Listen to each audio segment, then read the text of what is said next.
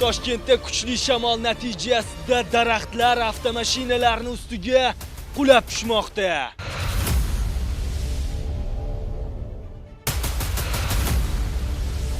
Yigitlar, ehtiyot bo'lamiz. Chang aralash kuchli shamol natijasida poytaxtning tumanlarida mana bu kabi chirigan mo'rt daraxtlarni sinib ketish holatlari tez-tez uchrab turibdi. Ijtimoiy tarmoqlarga tarqalgan video tasvirlarda Yunusobod tumani Amur Temur ko'chasidagi daraxtning qulashi natijasida Spark rusumli avtomashinaga jiddiy shikast yetganini ko'rishingiz mumkin. Yana bir holatda esa daraxt yurib ketayotgan avtobusning ustiga qulab tushgani aytilmoqda.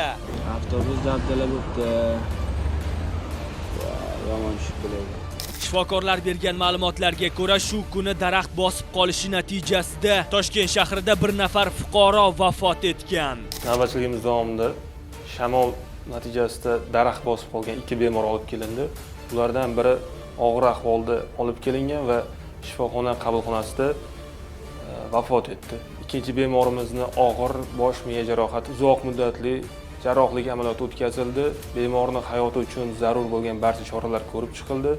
Hozirda bemorning ahvoli stabil, og'ir, reanimatsiya bo'limida keyingi davo muolajalari davom ettirilmoqda. Olmani eng chiroylisiga qurt tushgan bo'ladi deb bejizga aytishmaydi. Mana bu daraxtni ham tanasi bir qarashda soppa sog'lomga o'xshaydi, lekin ichiga boqsangiz, mana chirib, qurtlab yotibdi. Shunday ekan, hurmatli haydovchilar, mana bu kabi mo'rt daraxtlar ostida avtomashinangizni aslo qoldira ko'rmang.